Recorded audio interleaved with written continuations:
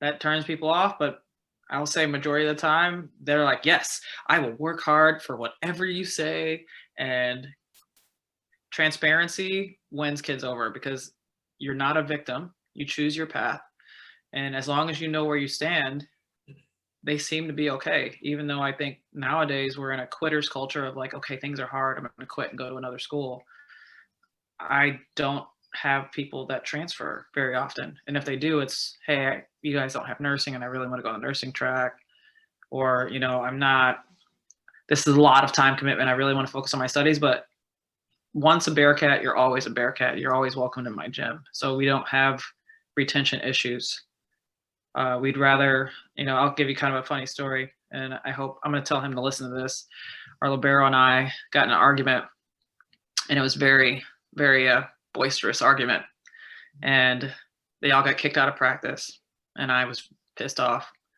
And one of our grad school captains, and he asked me like my thought process, because you're allowed to ask what's your opinion, ask my thought, I will give it to you. And he's like, hey, I told him never do that again. That's unacceptable. But I am glad you explained to me where you're coming from. Not 30 minutes later, I get a text from the guy, and he's like, can we talk tomorrow? And I was like, I didn't want to respond because I was pissed. I was like, I'm not talking to you. But at the end of the conversation, at the end of the text, it said, I still love you though. And I was like, I'll tell you I love you in like an hour. Not right now. So long story short, I told him I loved him. I did. I waited my hour.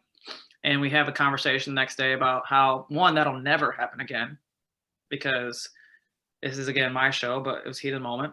And you just set an example. You're a leader on this team. You set an example to the freshmen that's okay. And he's like, oh, really? And he had an opinion about what we argued about. And I'm like, I agree with you. And he's like, what?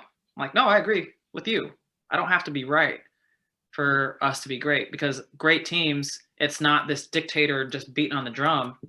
I think I'm a dictator sometimes, but I'm not great without my assistants. I'm not great without the kids.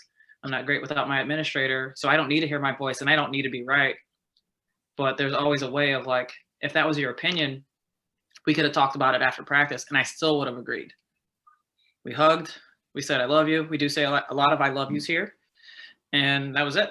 So if you treat these athletes like people, you get 1,000%.